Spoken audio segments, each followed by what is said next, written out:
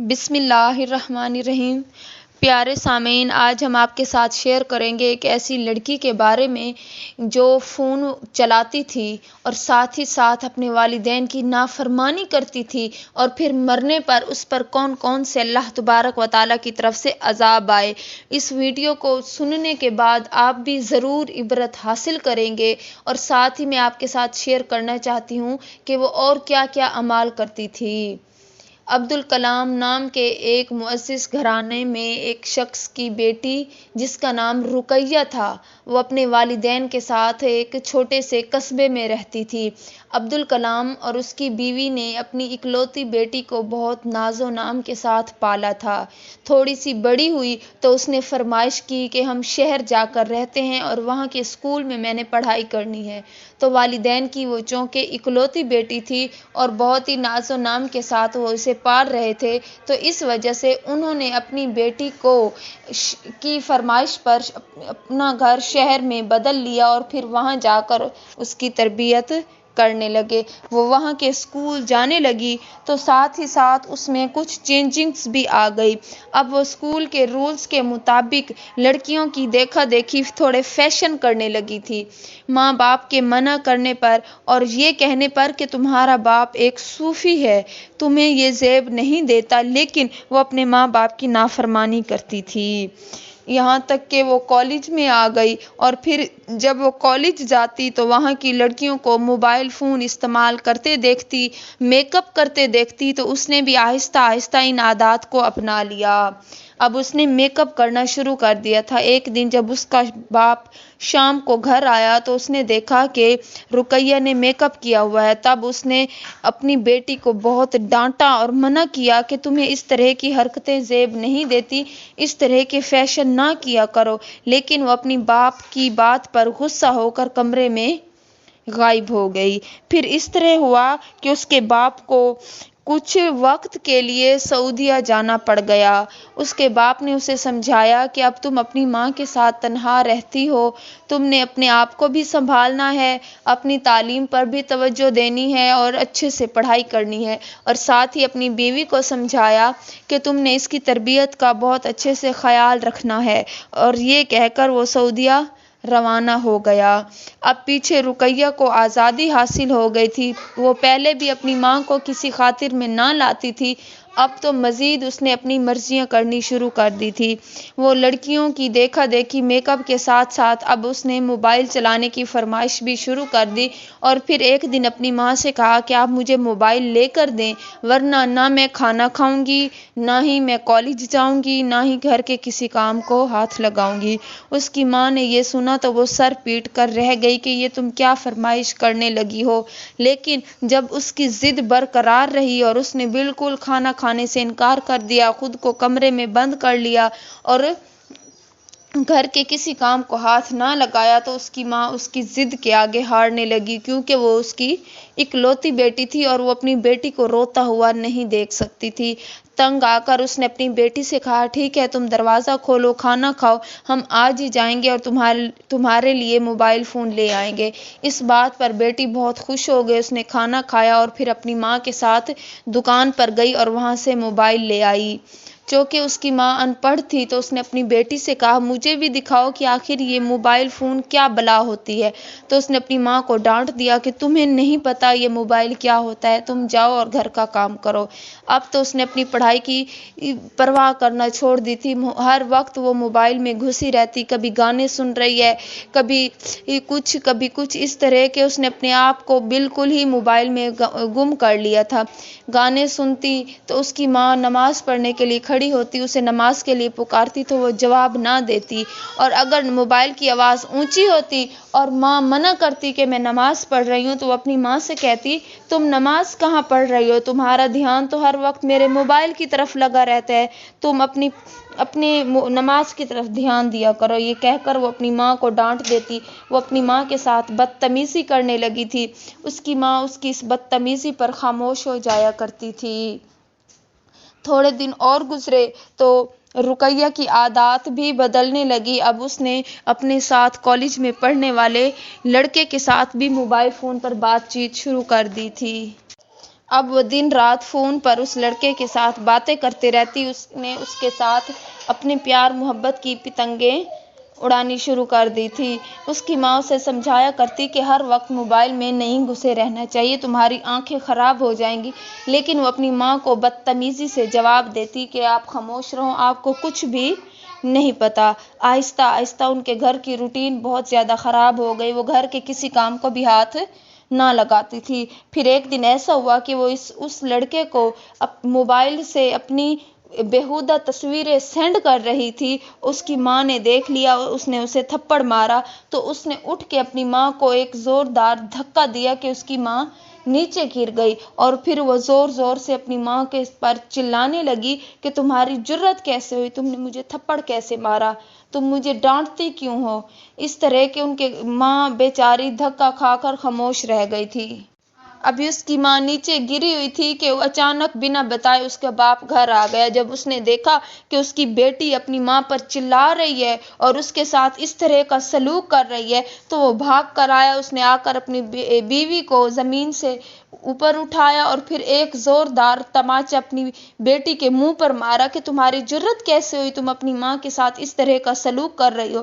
تو وہ روتی ہوئی کمرے میں گھس گئی، دروازہ بند کر دیا اور پھر فون پر اپنے اسی کالج کے لڑکے کے ساتھ بات چیت شروع کر دی اور روتی رہی کہ کس طرح پہلے ماں نے تھپڑ مارا تھا اور پھر اس کے باپ نے اسے تھپڑ مار دیا۔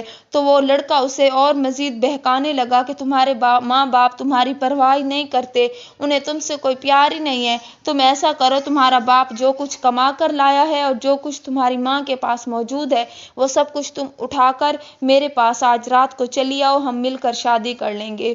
وہ 19 سال کی لڑکی جو موبائل چلانے کے ساتھ ساتھ بہکاوے میں آتی چلی گئی تھی، اب اس نے یہ کیا کہ آدھی رات کو اٹھی، اپنے باپ کے پاس جتنے اس کے روپے پیسے پڑے تھے وہ اٹھائے، اپنی ماں کا زیور اٹھایا اور آدھی رات کو گھر سے باہر نکل آئی جہاں لڑکا اس کا انتظار کر رہا تھا۔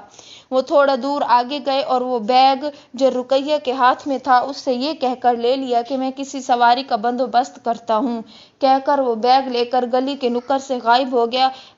2-3 گھنٹے گزر گئے لیکن وہ لڑکا واپس نہ آیا تو اس نے اب رونا شروع کر دیا۔ تہجد کا ٹائم تھا کہ ایک بوڑھا آدمی اسے دور سے چلتا ہوا دکھائی دیا، اس کے پاس آیا اور پوچھا، بیٹی تم کون ہو اور یہاں اس ٹائم بیٹھی رو کیوں رہی ہو؟ تب اس لڑکی نے اسے سارا ماجرا سنایا تو اس بوڑھے آدمی نے اسے صلاح دی، بیٹا اب بھی تمہارے پاس وقت ہے، اب بھی کچھ نہیں بگڑا، تم ایسا کرو کہ تم گھر واپس چلی جاؤ، تمہارے ماں باپ کو پتہ بھی نہیں چلے گا اور ان کی عزت بھی بچ جائے گی۔ وہ رقیہ جو کہ بالکل بے حس اور لاپرواہ ہو چکی تھی وہ وہاں سے اٹھی، اس نے اس بوڑھے آدمی کی بات مان لی، گھر واپس آئی تو دیکھا اس کے ماں باپ سو رہے ہیں تو وہ گھر واپس آئی اور آ کر سو گئی۔ صبح جب اٹھی تو اس نے دیکھا کہ اس کے ماں باپ وہ چہمگوئیاں کر رہے ہیں، باتیں کر رہے ہیں کہ یہ کیا ہو گئے، ہمارے گھر میں نہ کوئی روپیہ پیسہ بچے ہے نہ ہی کوئی زیور ہے، لیکن وہ بے حس اور لاپرواہ لڑکی اسے اب بھی اس بات سے عبرت حاصل نہیں ہوئی تھی کہ وہ اپنے ماں باپ کو سچ بتا دیتی کہ یہ سارا کچھ کیا دھڑا میرا ہے، نہیں، پھر بھی وہ اس کے ساتھ باتوں میں سنتی رہی ماں باپ کی باتیں لیکن خاموش رہی۔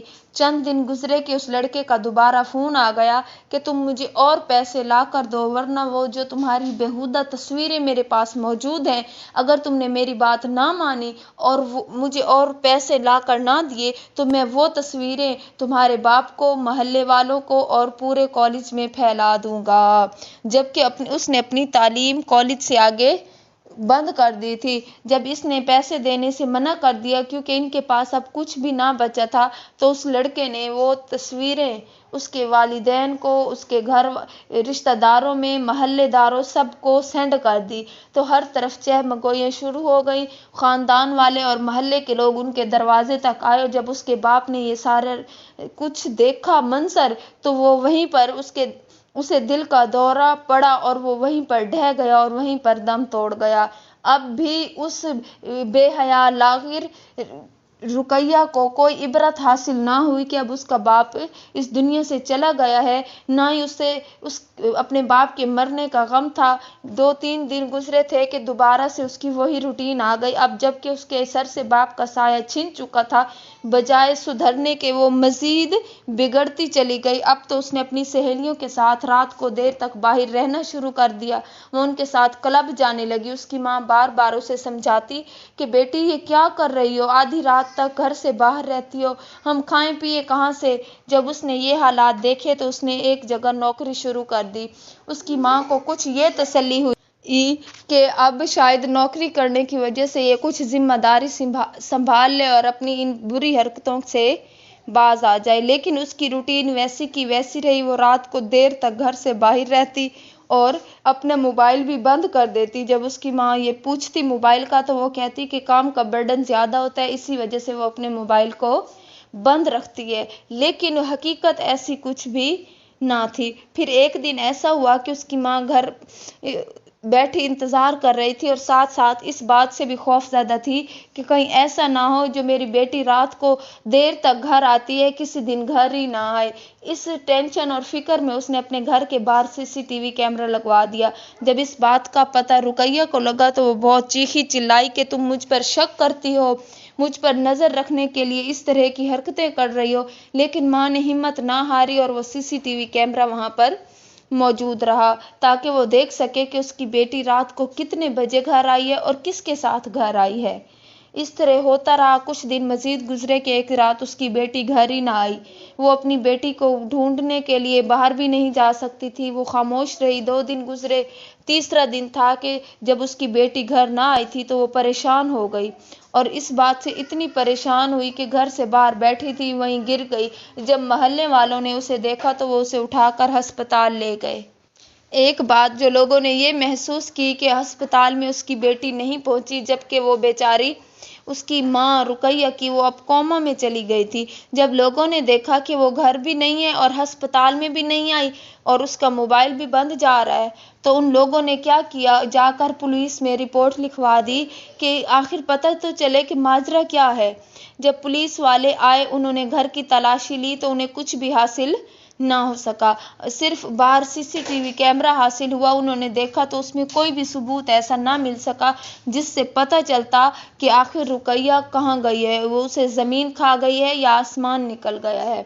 آخر ایک دن مزید گزرا تو جنگل کے راستے سے انہیں جھاڑیوں سے ایک لڑکی کی لاش ملی۔ لاش کیا تھی، وہ بے ہوش تھی۔ اس لڑکی کو ہسپتال لایا گیا تو پتہ چلا کہ وہ رقیہ ہے اور وہ اتنی بے ہوش تھی کہ جنگلی جانوروں نے اسے کچھ نوچ کھایا تھا اور پھر وہاں پر وہ زندگی کی بازی ہار گئی۔ اب محلے والوں نے، جو وہاں شہر کے محلے والے تھے، انہوں نے اس بات کو اپنی ذمہ داری سمجھا کہ کسی نہ کسی طرح اس کے کفن دفن کا انتظام کیا جائے۔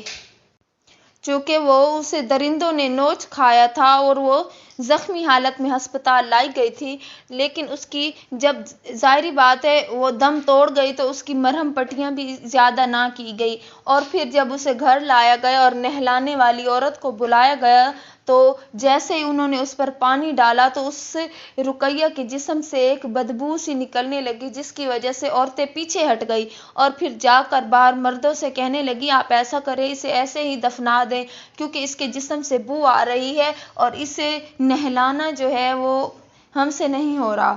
تب اس محلے کے معزز لوگوں نے کہا نہیں ایسا نہیں ہو سکتا، وہ ایک مسلمان لڑکی تھی اور ساتھ ہی ساتھ بے شک وہ اپنے والدین کی نافرمان تھی، لیکن مسلمان ہونے کے ناطے اس کا حق ہے کہ اسے غسل بھی دیا جائے اور اسے کفن دفن بھی دیا جائے، لہٰذا تم لوگ اپنے چہرے کو ڈھانپ کر ہر حال میں اسے غسل دو۔ غسل دینے کے بعد جب اسے کفن پہنا لیا گیا اور ابھی جنازہ پڑھنے کے لیے لایا ہی نہ گیا تھا کہ زوردار بارش شروع ہو گئی۔ بارش اتنی ہوئی کہ 2 دن مسلسل بارش برستی رہی، قدم گھر سے باہر نکالنا مشکل ہو گیا اور رقیہ کے جسم سے بدبو زیادہ سے زیادہ بڑھتی چلی گئی۔ اب لوگ پریشان تھے، انہوں نے امام مسجد سے کہا کہ کیا کیا جائے، بارش طوفان ہے وہ رکنے کا نام نہیں لے رہا اور رقیہ کے جسم سے بدبو جو ہے وہ بڑھتی جا رہی ہے، کہیں ایسا نہ ہو کہ بیماریاں پیدا ہو جائیں جو ہم سب کو اپنی لپیٹ میں لے لے۔ تو امام مسجد نے کہا آج رات ہم ہر حال میں اسے دفن کر کے رہیں گے۔ تب انہوں نے چھاتے منگوائے اور انتظام کیا۔ جیسے ہی قبرستان پہنچے ایک قبر کھودی تو اس میں پانی گھس گیا، پھر دوسری قبر کھودی گئی تو بھی یہی حال ہوا۔ بمشکل اسے ایک قبر میں رکھا جانے لگا، لیکن وہ اتنی وزنی ہو گئی تھی اس کی لاش کہ کسی سے اٹھائی بھی نہیں جا رہی تھی۔ تب وہاں پر ایک آدمی آیا، اس نے کہا کہ میں نے خواب دیکھا ہے کہ ہم رقیہ کو دفن کر رہے ہیں اور اس کے ساتھ ہم نے اس کا گھر میں موجود ساؤنڈ سسٹم اور موبائل وغیرہ اس کے ساتھ رکھ رہے ہیں۔ لوگ اس بات سے پریشان ہو گئے، لیکن اس نے کہا کہ جو میں خواب دیکھتا ہوں سچے دیکھتا ہوں، اور وہ تھا بھی ایک معزز شخص، اس کی بات سے انکار بھی نہیں کیا جا سکتا تھا۔ جب گھر کی تلاشی لی گئی تو گھر میں اس کا پرانا ایک موبائل ملا اور ساتھ ہی ساؤنڈ سسٹم بھی۔